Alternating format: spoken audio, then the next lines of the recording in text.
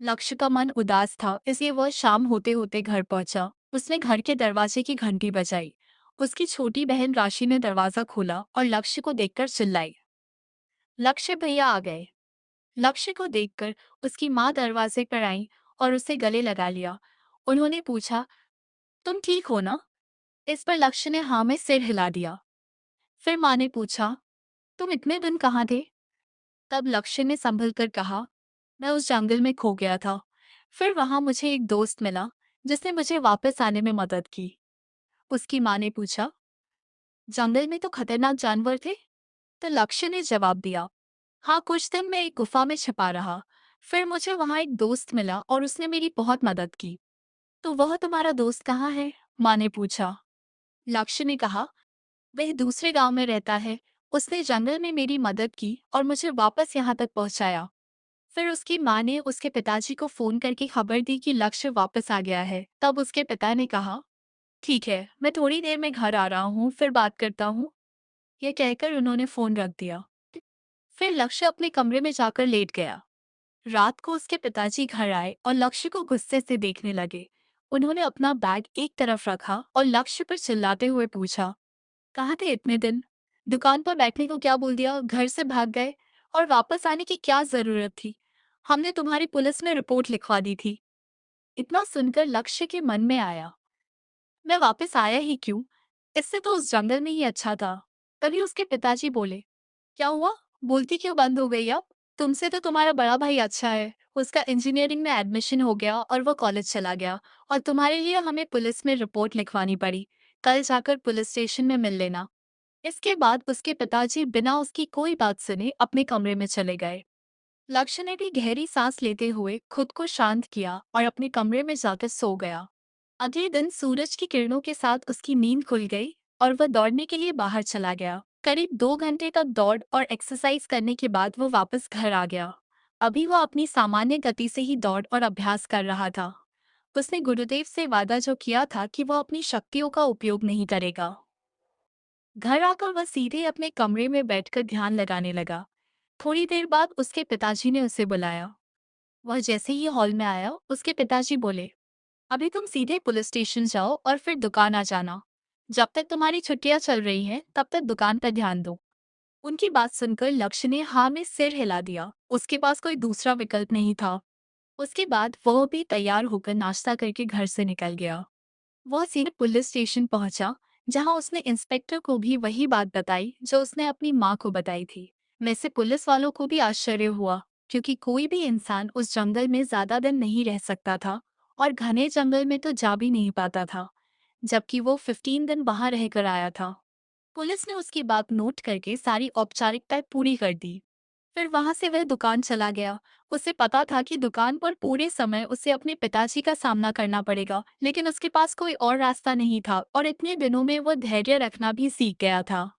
दिन भर वह दुकान का काम समझने में लगा रहा और शाम को काम खत्म करके अकेला ही घर के लिए निकल गया। रास्ते में चलते चलते उसने एक गली पार ही की थी कि उसने देखा 3 गुंडे एक लड़की को जबरदस्ती कहीं ले जा रहे हैं। यह देखकर उसे गुस्सा आने लगा, लेकिन वे 3 लोग थे और वह अकेला बिना किसी शक्ति का इस्तेमाल किए उन तीनों का मुकाबला नहीं कर सकता था।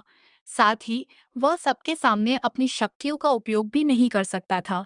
इसलिए वह वहीं रुक गया और अपनी मानसिक शक्ति से उसने एक गुंडे के पैर पर वार किया, जिससे एक गुंडा गिर गया। ये देखकर बाकी दोनों उसकी तरफ देखने लगे, जिससे उनका ध्यान लड़की की तरफ से हट गया। इतने में लड़की ने जैसे ही एक गुंडे को मारा, उसने अपनी शक्ति उसके हाथ में छोड़ दी। जैसे ही वह मुक्का दूसरे गुंडे के मुंह पर पड़ा, उसके सारे दांत मुंह से बाहर आ गए और उसका मुंह पूरे खून से सन गया। तीसरा गुंडा जैसे ही थोड़ा पीछे हुआ, तभी एक बड़ा पत्थर उसके पैर के पास आ गिरा और वो उस पर गिर पड़ा। जैसे ही तीसरा गुंडा गिरा, वह लड़की वहां से भाग गई। यह देखकर लक्ष्य भी वापस अपने घर के रास्ते पर चल पड़ा। जैसे ही वह घर पहुंचा, उसके पिताजी पहले ही घर पहुंच चुके थे। उन्होंने लक्ष्य को देखते ही पूछा, अब तक कहाँ थे? इतनी देर क्यों लग गई? लक्ष्य ने जवाब दिया, कुछ नहीं, स्कूल का एक दोस्त मिल गया था तो उससे बात करने लगा था। तभी उसके पिताजी बोले, सीधे दुकान जाया करो और सीधे वापस आया करो। दोस्तों के साथ गपशप में मत लगा करो। ये सुनकर लक्ष्य ने हाँ में सिर हिलाया और अपने कमरे में चला गया। हाथ मुंह धोकर वो सीधे खाना खाने बैठ गया। खाना खाकर वो सीधे छत पर चला गया। उसे गुरुदेव की बहुत याद आ रही थी। उन्हीं ख्यालों के साथ वो फिर से ध्यान लगाने लगा और अपनी मानसिक शक्ति से चीजों को हिलाने लगा। अगले 4 दिन वह नियमित रूप से दुकान जाने लगा और जब भी वह दुकान पर अकेला होता तो चीजों को अपनी शक्ति से इधर उधर करता रहता था। एक बार तो उसने दुकान के सामने एक टेम्पो को पलटने से भी बचाया। अब उसकी अपनी शक्तियों पर पकड़ और नियंत्रण बढ़ रहा था। अगले दिन दुकान की छुट्टी थी, तो उसने तय किया कि वह जंगल में जाकर गुरुदेव से मिलेगा और अगर उससे कोई गलती हुई हो तो माफी मांगेगा। शाम को वह घर पहुंचा और खाना खाने के बाद पिताजी से बात की। उसने पिताजी से पूछा, क्या मैं कल दोस्त से मिलकर आ सकता हूँ? पिताजी उसके काम से खुश थे, इसलिए उन्होंने जाने की इजाजत दे दी। अगले दिन सुबह वह सीधे जंगल की तरफ चला गया। घने जंगल में पहुंचते ही उसकी रफ्तार बहुत तेज हो गई। वह इतना उत्साहित था कि सिर्फ 2 मिनट में ही उस जगह पहुंच गया जहां झोपड़ी थी। लेकिन वहां पहुंचकर वह हैरान रह गया। वहां न झोपड़ी थी और न ही गुरुदेव। उसने देखा कि टूटी हुई झोपड़ी के हिस्से चारों तरफ पड़े थे। उसने जोर से आवाज लगाई, गुरुदेव, मगर कोई जवाब नहीं मिला। थोड़ी देर में वहां वो शेर और दूसरे जानवर इकट्ठा हो गए। उसने शेर की तरफ देखते हुए पूछा, क्या हुआ?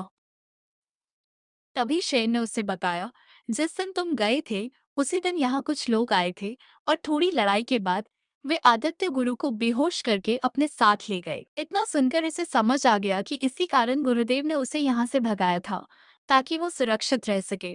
वो वहीं बैठकर रोने लगा। उसे ऐसा लगा जैसे उसकी दुनिया फिर से खत्म हो गई हो। उसे कुछ भी समझ नहीं आ रहा था कि अब क्या करे। यही सोचकर उसने लगभग पूरा जंगल छान मारा, लेकिन उसे आदित्य गुरु का कोई पता नहीं चला। उसे बस एक लॉकेट मिला जिसे आदित्य गुरु हमेशा पहना करते थे। वह लॉकेट लेकर लक्ष्य वापस घर आ गया। वह बहुत दुखी था। आज उसने अपने गुरु को खो दिया था। आदित्य गुरु सिर्फ उसके गुरु ही नहीं बल्कि उसके पहले दोस्त और मार्गदर्शक भी थे।